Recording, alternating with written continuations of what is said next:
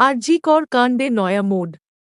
লাল জামা পরা রহস্যময় ব্যক্তিকে নাম পরিচয় ফাঁস হতেই তোলপাড়। আরজি কর কাণ্ডে ক্রমেই ঘনীভূত হচ্ছে রহস্য। পেঁয়াজের খোসার মতো সামনে আসছে একের পর এক বিস্ফোরক তথ্য।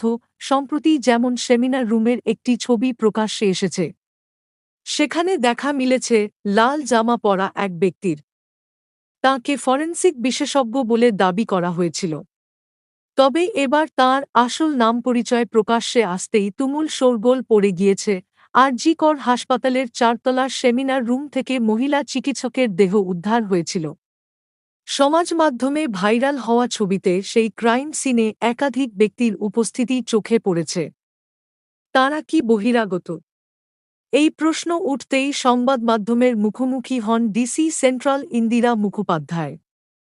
সেই ছবিতে যাদের দেখা যাচ্ছে, প্রত্যেককে চিহ্নিত করে পরিচয় দেন তিনি। লাল জামা পরিহিত ওই ব্যক্তিকে ফরেনসিক বিশেষজ্ঞ বলে দাবি করা হয়। তবে এবার তাঁকে নিয়ে সমাজমাধ্যমে একটি দীর্ঘ পোস্ট করেছে ইন্ডিয়ান মেডিকেল অ্যাসোসিয়েশনের পশ্চিমবঙ্গ শাখা। দাবি করা হয়েছে ওই ব্যক্তির নাম অভিক দে। তিনি এসএসকেএম হাসপাতালের সার্জারি বিভাগের প্রথম বর্ষের পোস্ট গ্র্যাজুয়েট ট্রেইনি। আইএমএ বেঙ্গলের দাবি, পোস্ট গ্র্যাজুয়েশনে অভিকের অ্যাডমিশন নিয়েও বিস্তর বিতর্ক রয়েছে। এদিকে এই তথ্য প্রকাশ্যে আসতেই শুরু হয়েছে চাপানুতোর। পোস্ট গ্র্যাজুয়েট ট্রেইনিকে কিভাবে ফরেনসিক বিশেষজ্ঞ বলা হলো? অন্য হাসপাতালের চিকিৎসক হয়েও তিনি কিভাবে ক্রাইম সিনে ঢুললেন? তাঁর ভূমিকা কী? কেন তাঁকে বাধা দেওয়া হলো না? এমন নানান প্রশ্ন দেখা দিয়েছে।